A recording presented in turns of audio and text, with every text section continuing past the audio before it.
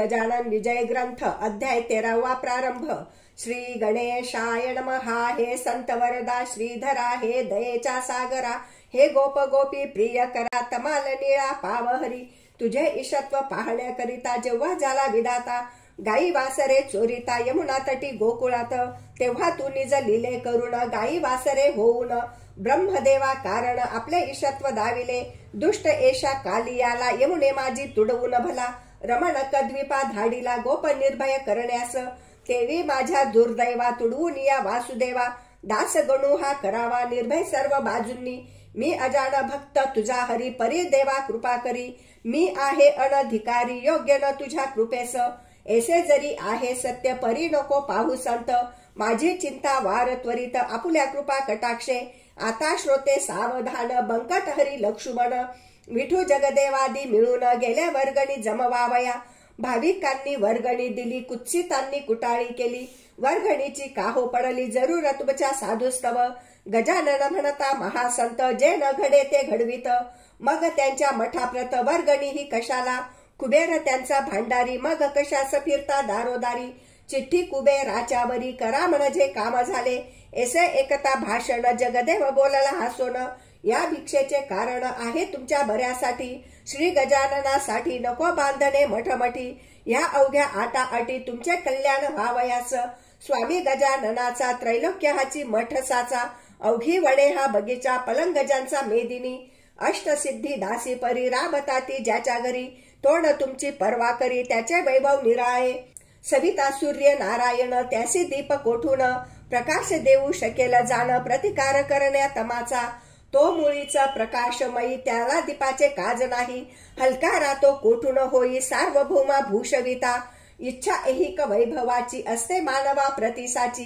ती आहे व्हावयाची पूर्ण या पुण्य कृत्याने, रोग बरा करण्या भली औषधाची योजना केली, प्राणासाठी नसे झाली ती हे ध्यानी धरा हो, रोग भय शरीरास नाही मुळीच प्राणास, जन्म मरण हेही त्यास नाही मुळी राहिले, तैसी तुमची सुसंपन्नता रक्षण व्हाया सर्वथा, पुण्यरूप औषधी आता मिळणे भाग आहे की, संपन्नता हे शरीर रोग त्याचे अनाचार, त्याचा नाश होणार या पुण्यरूप औषधीने, म्हणून पुण्य संचय करा कुतर्कणा चित्ती धरा, पुण्य मेदिनी माझी पेरा करा आपुल्या संपत्तीचा, बीज पेरिता खडकावर ते वाया जाते साचार, त्यास कधी ना येणार मोड हे ध्यानी धरावे, अनाचार दुर्वासना हे खडक असती जाणा, तेथे टाकिल्यावरी दाना ते किडे पाखरे भक्षिती, संत सेवे समान कोणते नाही पुण्य आण, स्वामी सांप्रत गजानन मुकुटमणी संतांचे, संत कार्यास काही देता अगणित होते सर्वथा,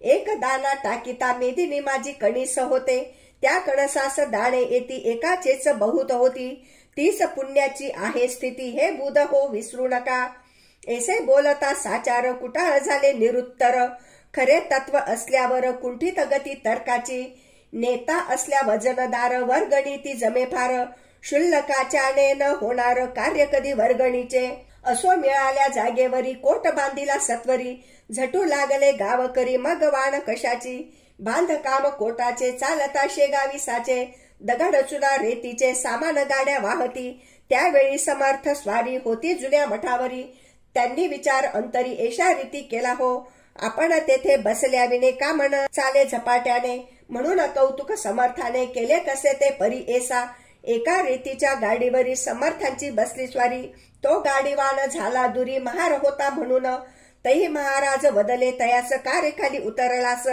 आम्हा परमहंसास विटाळाची बाधा नसे, महार बोले त्यावरी महाराज तुमच्या शेजारी, मी न बसे गाडीवरी ते आम्हा उचित नसे, मारुती राम रूप झाला परी रामा सन्निध नाही बसला, तो उभाच पहा राहिला कर जोडून रामा पुढे, बरे बापा तुझी मर्जी त्यास हरकत नाही माझी, बैलांनो नीट चला आजी गाडीवाल्या मागून, बैल तैसे वागले नाही कशास बुजले, गाडीवाल्या वाचून आले नीट सांकेतिक स्थळास, समर्थ खाली उतरले मध्यभागी येऊन बसले, तेथेच हल्ली काम झाले त्यांच्या भव्य समाधीचे, ही जागा शेगावात आहे 2 नंबरात, 43 45 700 सर्वे नंबराच्या, महाराज बसले ज्या ठिकाणी तीच यावी मेदिनी, मध्यभागा म्हणून हे करणे भाग पडले, त्या 2 नंबरातून जागा थोडी घेऊन साधिला तो मध्य जाण ऐसे चतुर कारभारी.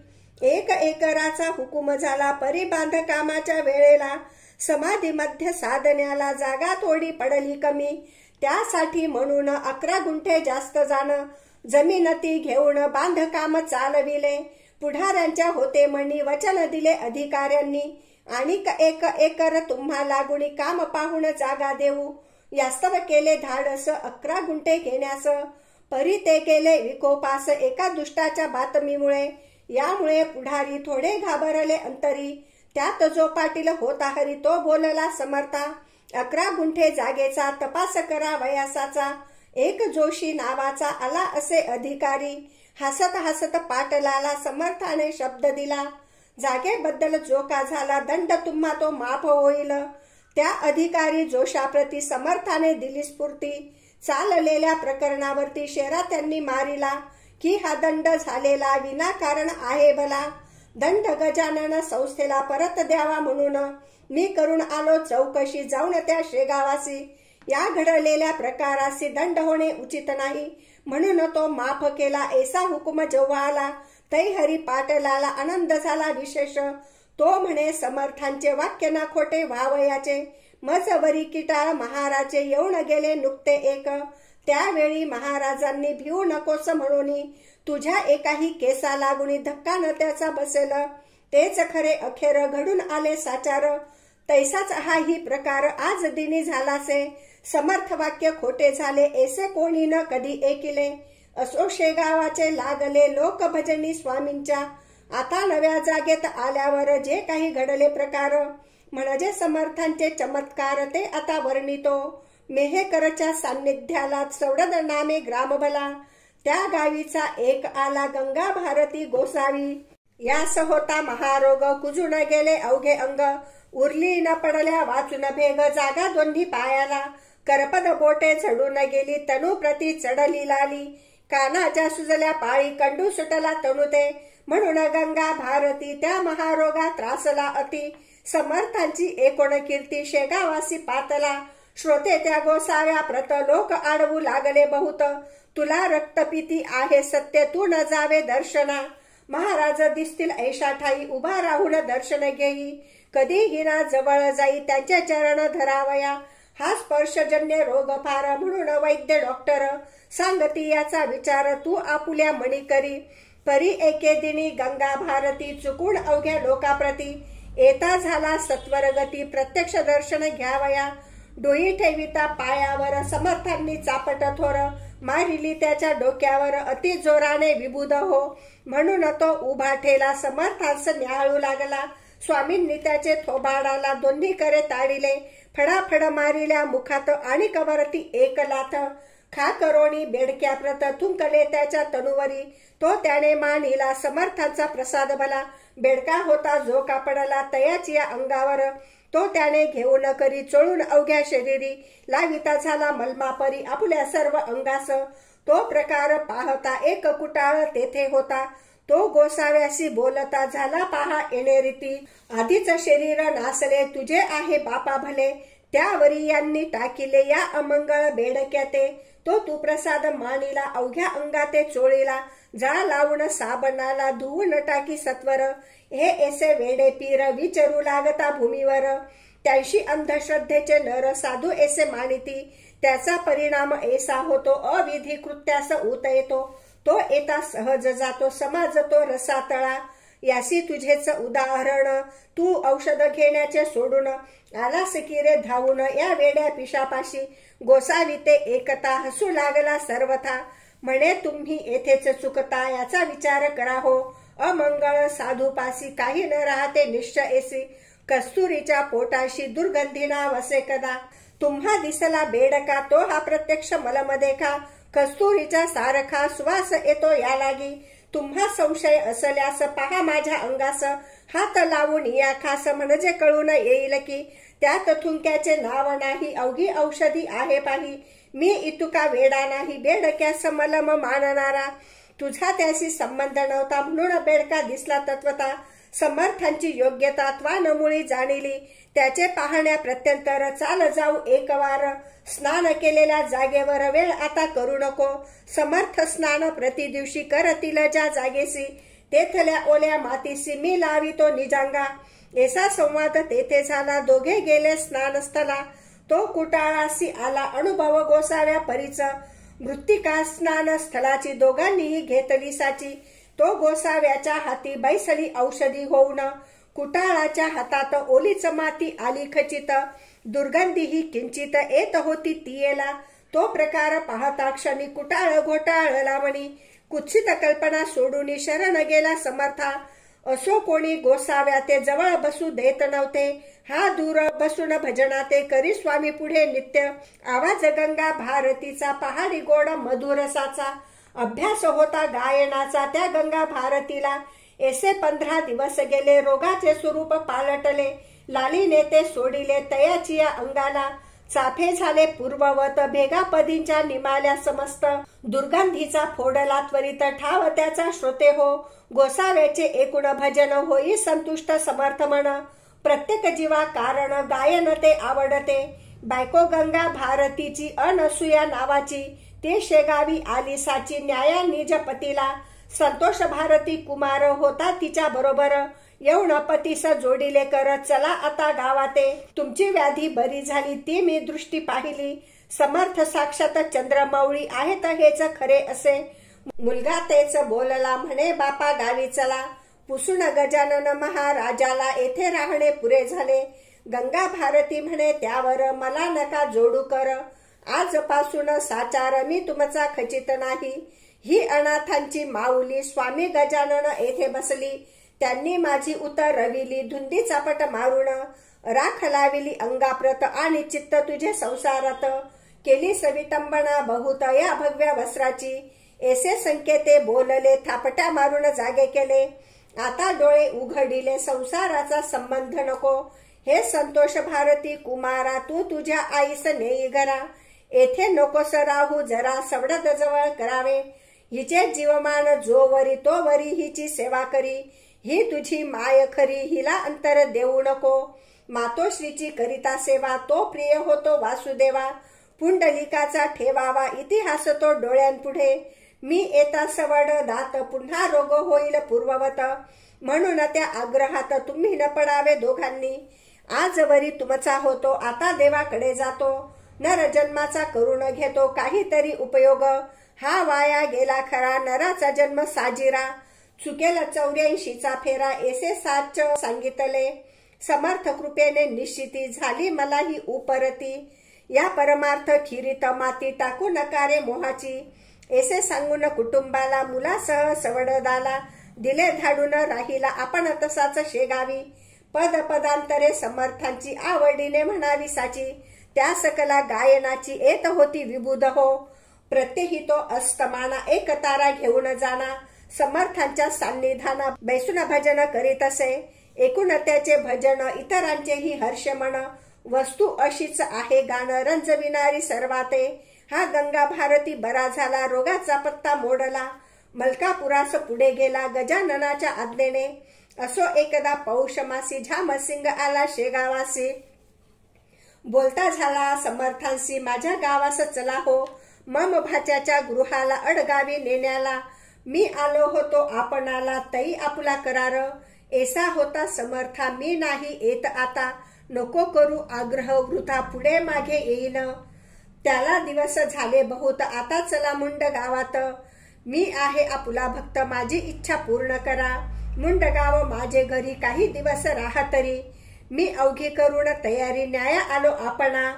झामसिंगा बरोबर मुंड गावी आले साधूवर, दर्शना लोटले नारी नर तोन आनंद वर्णवे, झामसिंगाने भंडारा घातिला असे थोर खरा, मुंड गाव आले गोदातीरा दुसरे की हे पैठण, पैठणा माझी एकनाथ मुंड गावी गजानन संत, भजनी दिंड्या अमित आल्या भजन करावया, आचारी लागले स्वयंपाका अर्धा स्वयंपाक झाला निका, तई महाराज बोलले देखा ऐसे झामसिंगासी, झामसिंगा आज चतुर्दशी मुळीच आहे रिक्त तिथी, भोजनाच्या पंक्ती पौर्णिमेला होऊ दे, झामसिंग बोलला यावर स्वयंपाक झाला तयार, लोक जमले आहेत फार आपला प्रसाद घ्यावया।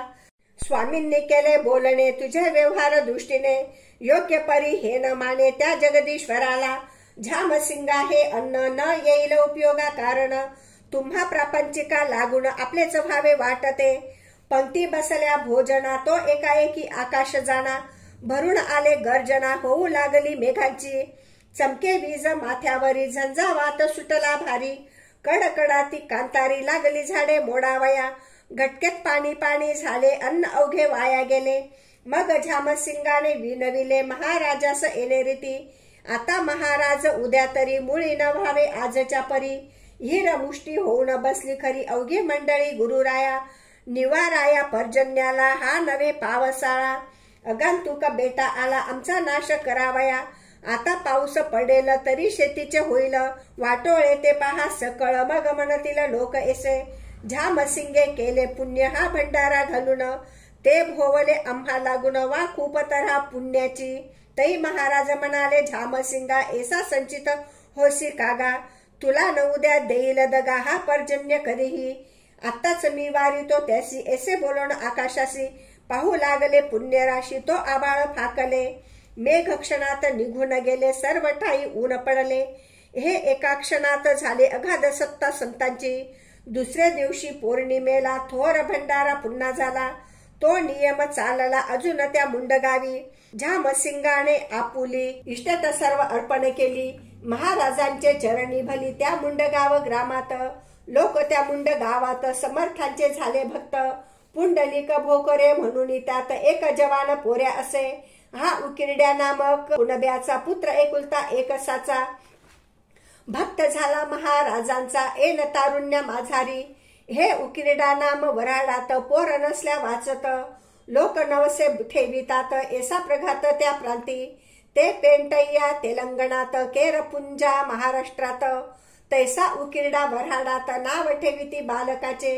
हा पुंडलिक वद्य पक्षासी करावया वारिसी, एत निमे शेगावासी घ्याया दर्शन समर्थांचे। जैसे का ते वार करी वद्य पक्षा माझारी, जाती इंद्रायणीचे तिरी देहू आळंदी गावाला। तैसाच हा वराडात वारी वद्य पक्षात, करी येऊन शेगावात परम भाव भक्तीने। असो एकदा वराडात रोग ग्रंथिक सन्निपात, बळावला अत्यंत गाव बाहेर पडले की। या तापात ऐसे होते प्रथमता थंडी वाजते, अंग ज्वराने तप्त होते डोळे होती लाल बहु। आणि कोठे तरी सांध्यावर ग्रंथी उठे सत्वर, ती होता करी जोर वात तिच्या मागुनी। मग रोगी बरळत असे शुद्धी न काही राहत असे, तलखी अंगाची होत असे बेशुद्ध होई क्षणाक्षणा। पूर्वी हा रोग विपरीत नव्हता भरत खंडात, त्याचा वास युरोपात होता मोठ्या प्रमाणी। ती साथ इकडे आली गावोगाव पसरली, त्याच्या प्रतिकारा सोडून दिली लोकांनी ती घरेदारे। त्या दुर्धर साथीची स्वारी आली पहा मुंड गावावरी, तो पुंडलिकाची आली वारी शेगावास निघाला। कसकस त्याला घरीच आली परी ती त्याने चोरिली, शेगावासी वाट धरली आपल्या पित्या समवेत। येता 5 कोसावर शरीरासी भरला ज्वर, एक पाऊल भूमीवर तयाच्याने टाकवेना। गाठ उठली बगलेत हैराण झाला रस्त्यात, ऐसे पाहून पुसेतात का रे पुंडलिका ऐसे करीशी। पुंडलिक म्हणे बापाला बापा मशी ताप आला, गोळा एक काखेला उठला आहे एधवा। शक्ती सारी क्षीण झाली आता मशीन चालवे मुळी, काय करू ही राहिली वारी हाय रे दुर्दैवा। हे स्वामी दया घना वारी सखंड पाडिना, दाव तुझ्या दिव्य चरणा भक्त वत्सला कृपानिधी। वारी सांग झाल्यावर मग येऊ दे खुशाल ज्वर, जरी सांडले शरीर तरी न त्याची परवा मला। माझा पुण्य ठेवा हीच वारी ती रक्षण आता करी, ही साथ आली वैरी नाश तिचा करावयाते। शरीर सामर्थ्य जोवर परमार्थ घडे तोवर, बापही झाला चिंतातूर ती मुलाची पाहून स्थिती। तोही रडू लागला हा एकुलता एक पुत्र मला, देवान दिवा नेई भला हा माझ्या वंशाचा। उकिरडा म्हणे पुत्रास गाडी घोडे बसावयास, आणू काया समयास तुला बाळा बसावया। पुंडलिक वदे तयावरी झाली पाहिजे पायीच वारी, उठत बसत कसे तरी जाऊ चला शेगावा। मध्येच मृत्यू आल्यास शेवतरीने शेगावास, नको करू शोकास हेच आता सांगणे। बसत उठत पुंडलिकाला अति कष्टे शेगावाला, पाहून स्वामी समर्थाला घातले त्याने दंडवत. तो समर्थांनी माव केली एका हाताने दाबिली. काख त्यांनीच आपुली अति जोर करोनिया. आणि केले मधुरोत्तर पुंडलिका तुझे गंडांतर. टळले आता तिळभर चिंता त्याची करू नको. तैसे महाराज वदता क्षणी पुंडलिकाची गाठ जाणी. गेली जागच्या जागई जिरोणी ताप तोही उतरला. कंपा शक्ततेने राहिला देह कारणे. करी पुंडलिकाच्या मातेने अनिल नैवेद्य वाढून. घास त्या नैवेद्याचे समर्थ घेता दोनसाचे. का परे ते पुंडलिकाचे गेले बंद होनिया. पुंडलिक झाला पूर्ववत अशक्तता राहिली किंचित. हे गुरु भक्तीचे फळ सत्य उघडा डोळे अंधांनो. गुरु योग्य असल्यावरी वाया न जाई सेवा खरी. कामधेनू असल्या घरी का न इच्छा पुरतील. सांग करुण वारीला पुंडलिक गेला मुंड गावाला. हे जो चरित्र वाची भला त्याचे टळेल गंडांतर. संत चरित्र ना कहाणी अनुभवाची खान जाणी. मात्र अविश्वास मनी संत कथेचा न यावा हो. श्रीदास गुणवी रचित हा श्री गजानन विजय नामे ग्रंथ.